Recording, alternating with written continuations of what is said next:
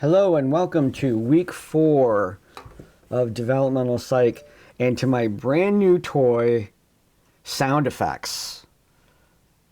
So if I say something really funny, isn't that great? Okay, on to more serious things here, really. So here we are in week 4 and entering into chapter 4, which is early childhood. I want to make a note right now that we are going to be spending a total of 2 weeks in this area. I'm going to cover the lecture part right now, for most of it. And then next week, it's just a continuation of that, and it's kind of giving you time to do that assignment there. So that doesn't mean you wait till next week to do that assignment. It means start that assignment now. This is the first assignment where I'm asking you for you to interview your subject for the biography. So if you have not found this individual yet, you need to get started on that. Now, mind you, if you are not able to find the person who will be your subject, you can interview another person about the chapter 4 assignment. But the whole point is to kind of like combine these things, so as you begin your biography, you can take these other assignments, and the assignments are collecting the same information that you're going to use in the biography. So what better than to get started on that right away? So if we take a look at Brightspace here, we have week 4 right here, early childhood, and what's due this week is the discussion and the quiz, and then we're going to continue in early childhood, and the assignment's not going to be due until the end of week 5, February 14th. So this is kind of the work that we're going to be doing today. So I'll switch out of this and let's take a look at the course book and what's in there. So early childhood, of course, is an exciting time to be talking about human development. There's a lot going on here. Some of the most significant cognitive milestones occur during early childhood, and certainly some of you are in the early childhood program looking at this incredibly dynamic, fun age, challenging at the same time, the importance of parenting, the importance of the child starting to grow out of that family circle and interacting with other people, other little cultural circles and whatnot, and learning new things, and they're wide open, wide-eyed, and ready to learn. And just a very exciting group of people to work with, like my granddaughter who is in early childhood right now, and how fun it is to see her developing all of these capacities right in front of me. So we start off, the attention getter has to do about parenting, and specifically what is good parenting. I've had 2 of my own children, and they didn't come with instruction manuals, and I certainly relied on my parents and resources outside of my family to develop those skills.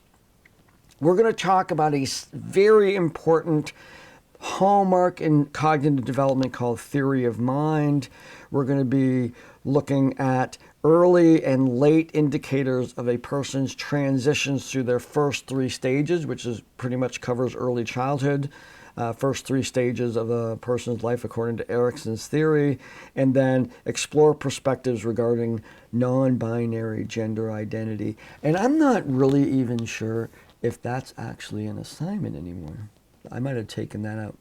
Because I'm going to tell you a story about that part of this particular course book. So that might not be a part of the class. So we go into, first and foremost, looking at biological development. So I have you look at the growth charts from the CDC, and brain maturation that's going on, continued neurological development, all the things that we saw in infancy are continuing to happen. Lots of brain growth, lots of dendrification, still some brain cells moving around, still the actual physical size increasing of the brain. It's about 75% of its adult weight at this point, and so the brain continues to develop through this area. And one of the ways in which we start to see the branching out and the myelination processes that we talked about in the last chapter is in the motor development. And so I have a chart in the book where we're looking at gross motor and fine motor, and we look through this childhood time. 2 to 3 years, 3 to 4 years, and then into more late childhood, 4 to 5, 5 to 6. And we'll see the gross motor. What can we expect 2 and 3-year-olds to be able to do? Jumps, hops, throws, catches with a rigid upper body kind of thing. That's funny because we're doing this with my granddaughter right now. She can push a toy around. She can put on some of her clothes. She's a little behind. She's actually 4 years old. She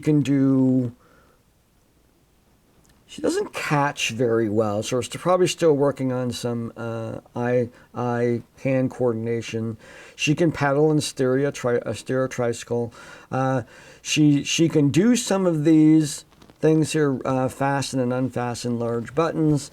She can do her own food. She's used scissors. She drew her first person. So in some ways she has combinations of these. But what we're looking at as we move along from the top of this chart to the bottom is the increasing complexity of fine and gross motor movement that is really a function of the developing not only central nervous system but peripheral nervous system, the myelination for the increased speed and whatnot, and of course the increasingly complex connections in the brain itself.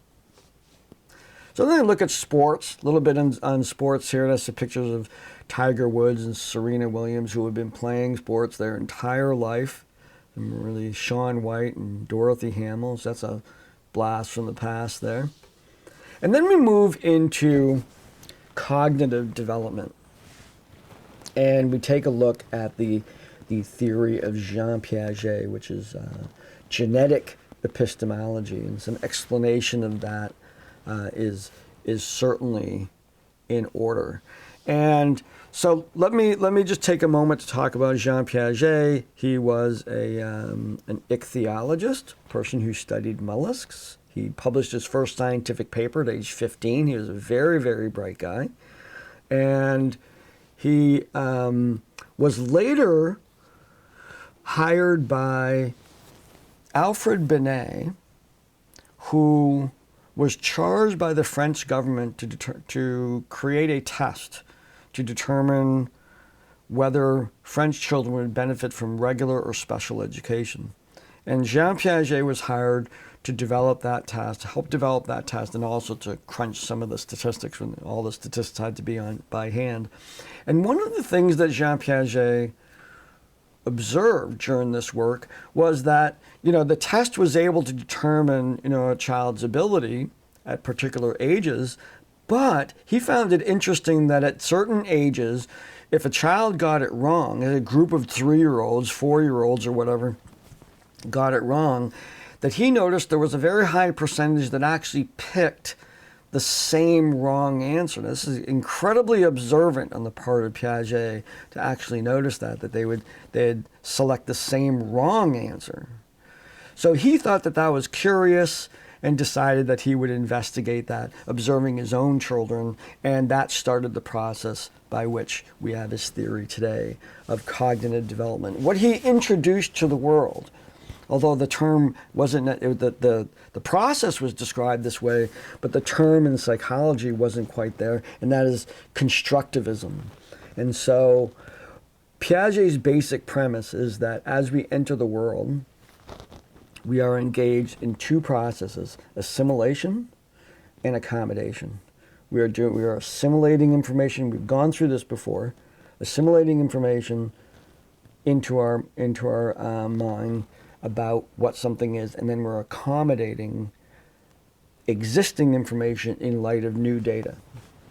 So as we enter into stage 2 of Piaget's work, Piaget's theory, we really concentrate on the notion of the schema, because we're looking at pre-operational. And what operational refers to when we look at, we have sensory motor, the first stage, and then we have pre-operational, concrete operational, and formal operational. The next three are all talking about operations. And what this means is the ability to act upon the schema. Do we operate upon the schema? What can we do with the schema? And in concrete operations, we can do concrete things with those schemas. So we can picture an apple, and we can manipulate the apple in our mind. We can have it floating in the air. We can have it falling from a tree. We can picture ourselves throwing it. We can picture cutting it up, all of which are grounded in the actual physical experience of that particular apple. Now, when we go into formal operational thinking, we're looking at abstract, we might be able to contemplate the idea of symbolic representations like the Big Apple for New York City, or even envisioning a planet going around a sun that is like an apple and people living on it. And what would it be like, would the people living closer to the stem be more powerful? Wherever you want to go with that in your science fiction writing or something. But we certainly start to think of things outside the concrete box. In stage 2, we call it pre-operational, because they can have schemas, but they're experienced as being only what they are. There's no operations that they can do yet, or they're not easily able to operate, or it's developing over this period of time. So we see particular characteristics of this age that are unique to this age because they cannot fully conduct operations on objects. And that's really kind of the key to understanding all this. So in general, there is a state of mind for this age that we call egocentric. And that's different than the term egocentric that we use for personality. This is cognitive egocentrism, meaning the only way they understand the world is from their own perspective. And perhaps we can just envision right now a small child on a phone talking to their grandmother after Christmas, and they had just opened up a present from their grandmother, and they look down at their shoes and they say, "Look at my new shoes, Grandma." And that disconnect between what they see and what somebody who clearly can't see, of course now they can just turn the phone, right? But they would look and they would say, "I can see it, therefore everybody must be able to see it." And so it has a egocentric component to it. The only way I view the world is the way I see it. You must see that the same way. And we're going to see here the development of the concept of theory of mind, which occurs during this stage, usually around age 3, is the hallmark where kids depart from that particular egocentric perspective. And they're able to take that long journey toward perspective taking that we'll see later, which is the ability to see something as somebody else sees them, or even envision ourselves experiencing what somebody else is going through, which is the key to empathy, which is a very, very important part of human psychology. So a couple of the things that we see that are traditional in this pre-operational age, and that is, one is conservation, and I have some video examples of that. And that's in terms of understanding the physical properties, is that when you manipulate what somebody's seeing, or you move things around, or you spread them out, or you make them seem taller or whatnot, that as those dimensions change, the properties of those materials change. We know as operational people that they don't fundamentally change. If we take a ball of clay, and then we have one ball of clay that remains a ball, and then we take another ball of clay and we roll it out into a really long string, you and I can internally, if we're going to dissect that, we can internally bring that ball back together, and the clay has fundamentally not changed. It's gone from a ball shape to a string shape. But a person who does not have operations, cannot do that, may actually perceive that the long string of clay is now more. And they make those kind of errors. You kind of go back to what Piaget talked about, errors that children make because of the limited options they have for operating on objects. So as you change those dimensions, the actual physical properties change. They haven't developed that ability to reverse those actions. So that's a kind of a hallmark for kids being in pre-operational thinking. So we have some movies on the conservation task, and then we have one on the mountain task, which is what I was talking about with the phone, which is an egocentrism. You know, I see things from my angle, and in this video you see two. You see a child that is pre-operational, and then you see another child that is concrete operational. And the concrete operational child knows that you can see something different than I do. So they clearly are able to describe what the other person sees and know that it's different from what they see. Now, the other aspect of cognitive development, we have this genetic epistemology, and then we have something called information processing. These are the two major models. They're not incompatible, they're happening at the same time. There's all kinds of theories for stuff. We need lots of theories. Now, genetic epistemology, the work of Piaget, largely describes the qualitative changes that exist from as children develop, how the quality of their thinking, the ability to reverse, the ability to see things, and they maintain their own properties and whatnot. Information processing looks at measurable things like attention span, how high can they count, how many words do they understand. It's just another aspect of our cognition, and these both come together to produce a clear picture of a person's cognitive state. And so we see I have a little table in there for attention span as it expands over the years, and all kinds of different changes that happen in terms of memory, executive functioning. And I talk a little bit, here's like the memory process here in this chart, talking about that. And then we'll take a journey in a second here, looking at Lev Vygotsky. Do you want to say one thing more about that relationship between another observation that we see between Piaget and information processing is that up until about age 9, even though we're going to see the development of theory of mind, and even though we're going to see some development of concrete operational thinking, there's a function of this called centrism. And centrism is really part of Piaget's particular work, where those dimensions, like I said, when something, let's say the classic experiment in conservation is two beakers of water that have equal water in them, and then you pour one into a really long, what's called an Erlenmeyer flask, really long, and it rises higher, so the child is able to say, oh, there's more in this one now, and there's less in this one. Because they're concentrating on just one dimension, it got taller. We know it also got skinnier, but it got taller, so that centrism on one aspect of that change. That particular quality of being able to only see one dimension of a particular object at a time is important in understanding kind of practical aspect of raising children, and that is their ability to organize their room.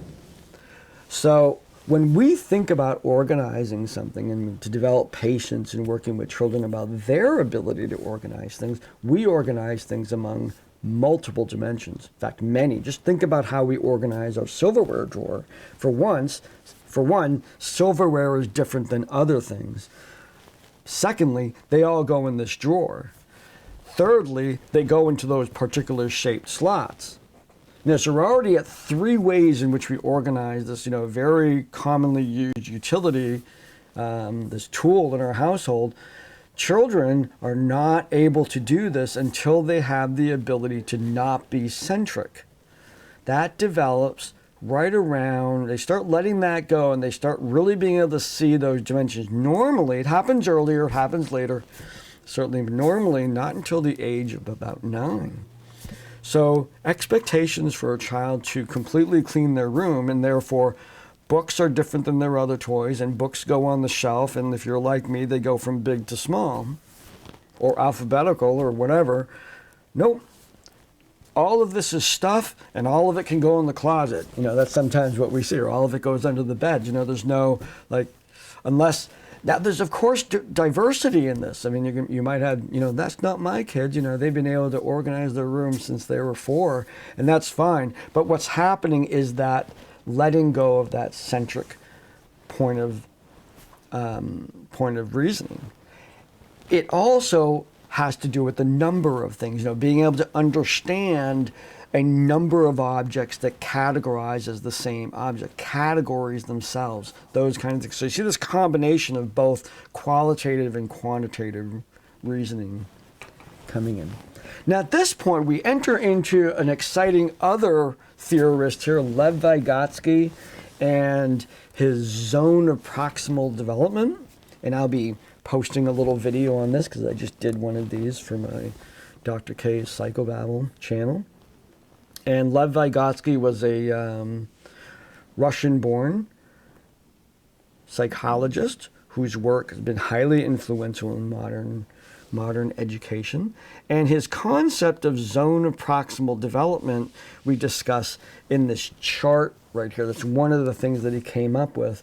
And that is this kind of determining about how children learn particularly at this age, but throughout the lifespan, where there's, when a teacher is attempting to teach something to somebody, and the level at which they start teaching, and when they're engaging in teaching, we aim for what he calls the zone of proximal development, which is the area of learning where with just a little bit of help, they can accomplish it. It's challenging, it's meaningful. We can make things too easy and the child is bored. We can make things too hard and the child is overwhelmed or bored. We want to look right for that middle. And so teachers are challenged with the idea of finding where is this child. So the definition of meeting the child where they're at cognitively to understand exactly where they are. The theories of Montessori teaching, for example, are all about this. And the notion that a child can self-select that particular area. Just if they had a variety of different educational activities in a room, all graded from easy to difficult, the child would naturally gravitate to the objects that challenge them right in the zone of proximal development. So that's what Montessori discovered in her work, that has then produced the ways in which Montessori approaches education. Now the other aspect of this, Vygotsky's work includes scaffolding, which is the interaction with expert others in the area and the kind of building a framework for the individual to climb. Let's say this is a big part, let's say, of structuring education. It's the reason why textbooks are really organized in chapters and modules and things are in bold. And so it's just kind of building the structure for helping you understand material, lots of material.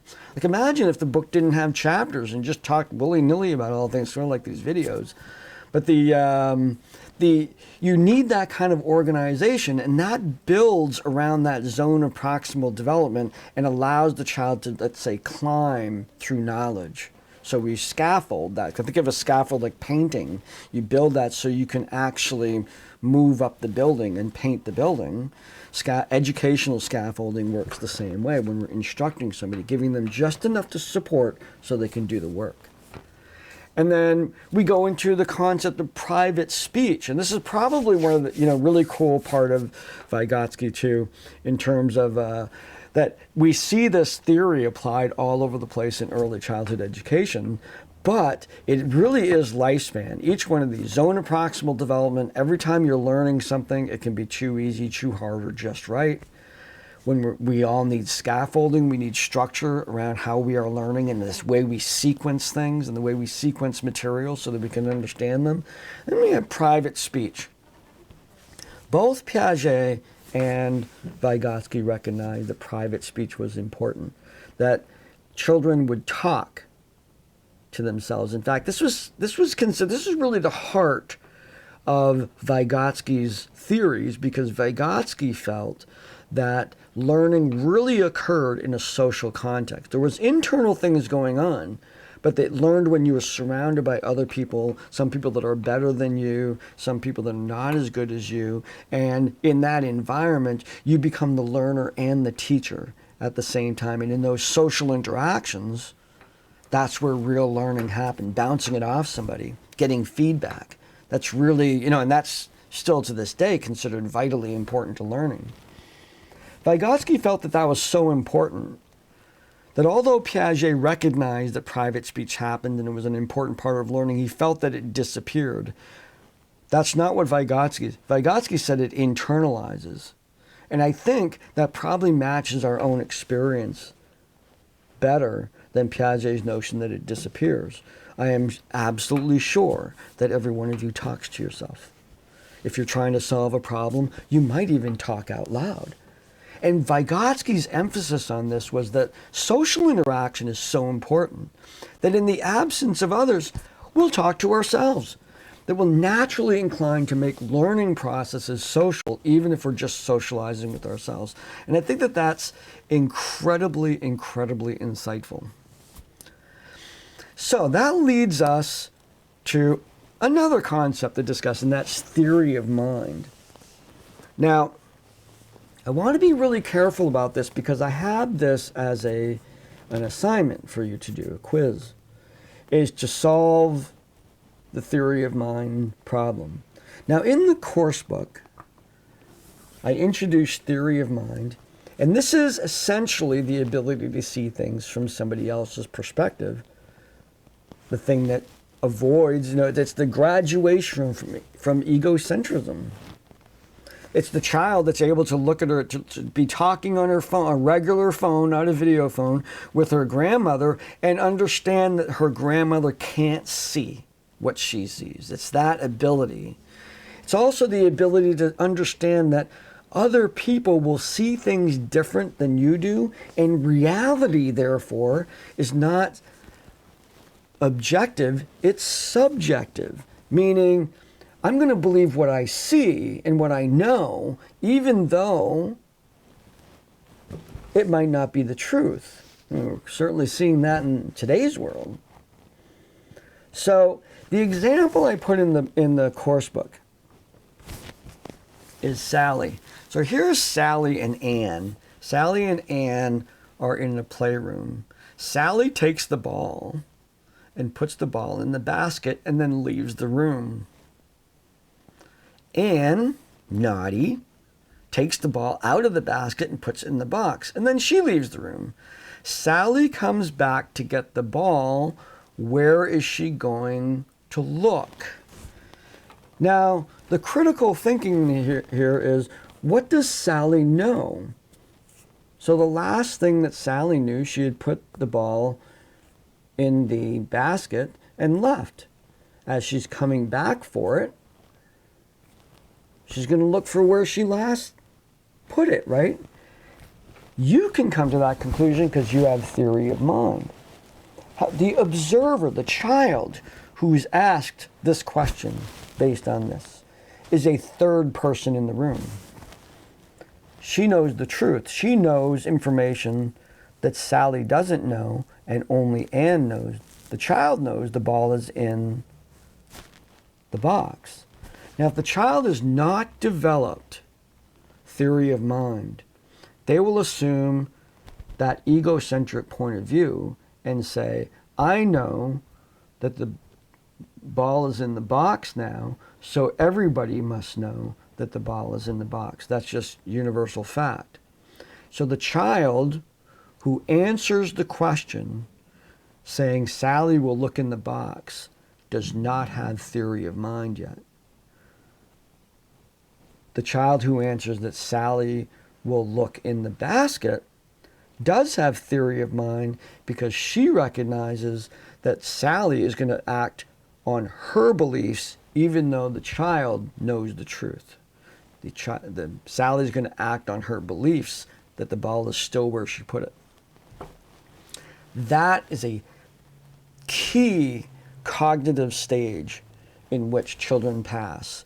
Now, I want to make it really clear at this point that there's a question in the quiz where I'm asking you a similar scenario, and I want you to explain something. I am not talking about Sally and Ann and the box. I've created another example involving Sally and her dog Fido. So make sure that you don't answer that quiz question about Sally and Ann.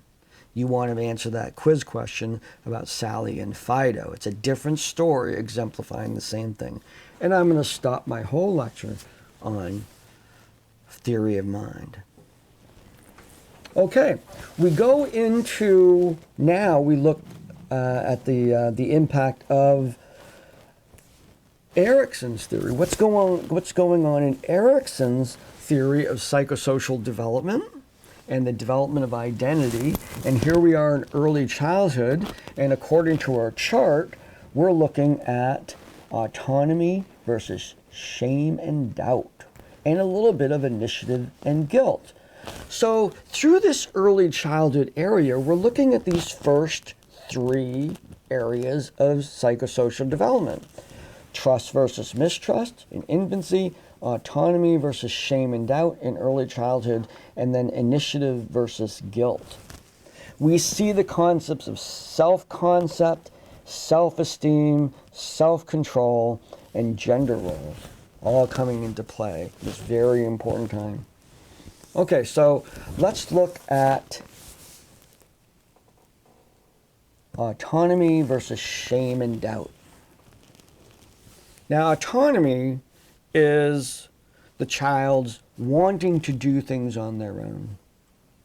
So they may not have all the skills to do that, but they want to do them. And this can sometimes be challenging to parents who the child is learning to tie their shoes, but if you're in a hurry and they're going to say, no, I'm going to do it myself. And many of us have had that experience of helping the child become more autonomous. At the same time, we can also have parents that, for whatever reason, inhibit that autonomy. They want that child, for some reason, to remain more dependent on them. And certainly those kinds of interactions will result in a certain amount of shame and doubt.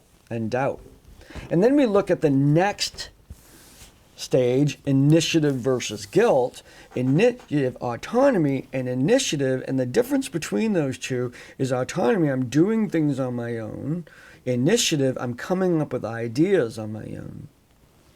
So the child who is contemplating the autonomy part wants to help with the dishes, wants to tie their own shoes, wants to do those kinds of things.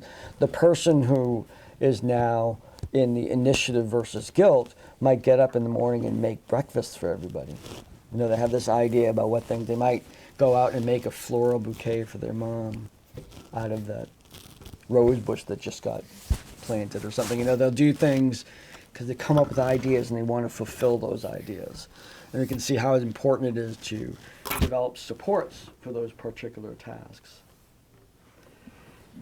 The chapter then moves into where does this happen? Where is this all sort of going on? And I can't overemphasize the importance of play behavior in this particular. That is the groundwork where this cognitive development is happening. Play with older adults, also play with other children. And this particular aspect of the chapter goes into all kinds of different sorts of play and whatnot. All of which result in the cognitive development, self-esteem, self-concept, theory of mind, and the final topic in the chapter, which is gender development. And I want to tell a story about this particular part of the textbook.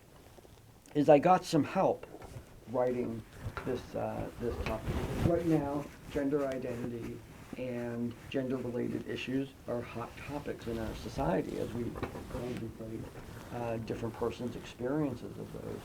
And so a lot of this chapter focuses on the emerging, because we're looking at the point in life in which individuals begin to develop an internalization of society's expectations of male-female. This is the first time we see sort of the exhibition of individuals who may not feel that their biological bodies necessarily match the societal expectations that go along with those bodies.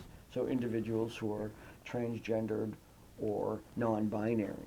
And so the discussion here largely comes from a discussion I had with two students at KVCC, and we constructed this chapter together. The previous version of that was not as politically correct, I tell you. I'm going to say that I'm not really a politically correct kind of person, but I was using the terms wrong.